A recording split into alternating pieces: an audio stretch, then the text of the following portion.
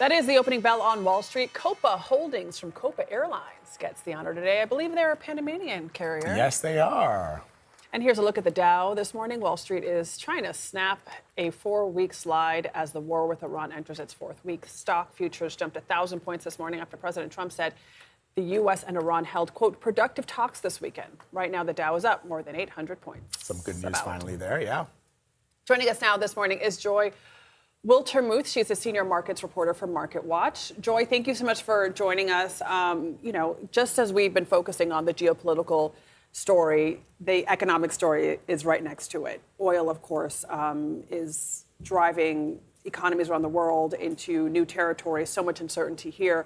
What do you think? How long will it take if the war were resolved, if these talks actually go somewhere? How long would it take for things to normalize here in the U.S. for Americans who are filling up their gas, buying groceries? Everybody's looking at the price of oil, and you have a lot of weekend reports from Wall Street saying even if everything stopped, the war stopped, there's still destruction that has happened to oil infrastructure in the Middle East. So it's going to take time. Obviously, you would have to have a safe passage through the Strait of Hormuz, and that's an uncertain point now today. We're seeing a little bit of a come down on the price of global Brent, which is helpful, but still the thinking is that we're in a higher for longer oil environment.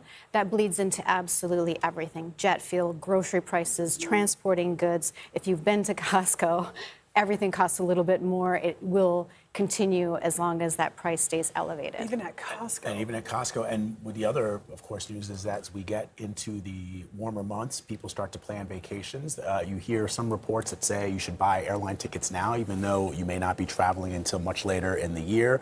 The question becomes, if airlines start to raise prices because fuel is so expensive, will they bring them down when this conflict is over, or will they keep them elevated? We saw that during the pandemic. Well, most of the airlines have been very good in locking in their fuel costs. So they're looking forward out where they're projecting, a baseline. Oil, for example, is going to be in the derivatives, jet fuel from that. So they're locking in that price early. They have to plan along the way to try to smooth out those costs.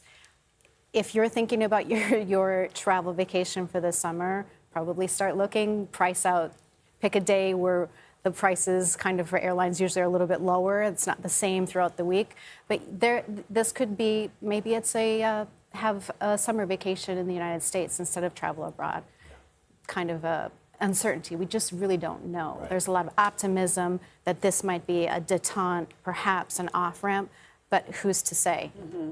The U.S. is also pursuing some untraditional means to try to bring down oil prices, lifting sanctions on Iranian oil temporarily, perhaps Russian oil as well. Will that make a difference? And just from a bird's eye view, doesn't that just give money to the Iranians who are using resources to And what happened shoot to off that missiles? Venezuelan oil that we heard so much The about? Venezuelan oil, well, part of the Venezuelan, so two things. Yes, that is the water, or the oil that's on the water, so they say, so sanctioned oils. And sanctions can come and go, but you would, if it's already pumped and on the ground and afloat, you could make an argument that that's sort of stranded oil that can be used, but that's temporary. So again, the oil that the U.S. is lifting sanctions on temporarily for like a month is oil that's already on a boat somewhere. Yes. Okay, so the argument is how is that not going to go to the Iranian regime? I don't think there's an argument that it won't go to the Iranian regime, that it would help this global supply shock that we're having right now. That's the point of easing those sanctions right now. Do you think it's enough oil afloat right now that could have an impact on global markets? No, it's very temporary. It's just the amount of oil that goes through the Strait of Hormuz every day. It's a fifth. So that needs to be open. The flow needs to be able to bring its tentacles throughout the global economy. And you're already seeing a lot of pain in Asia already, and especially in Europe with the higher prices. So it's a supply problem. And let's talk about gold. What's going on there? Gold has not been your friend unless you bought Everybody it 2 years thinks ago. like, oh, let me get double down on some gold because that's always stable and it'll be here forever. But well, it will be here forever, but at what price? But it's costly. If you're a central bank, it costs to maintain that. Yeah. There's paper gold, but a lot of people have been selling what they can for liquidity. This has gone on longer than a lot of Wall Street had anticipated. Yep. Wall Street had been thinking that once the pain on Wall Street is happening and you can see it and we're almost in a correction for the NASDAQ, Right. then the White House usually would pivot. And maybe we're starting to see the start of that pivot. But it's not the only game in town. Iran would have to say, okay, we're on board, let's bring a detente. You would need probably other players, maybe Europe speaking, and India and other partners that need oil, the flow of oil, to have this dialogue.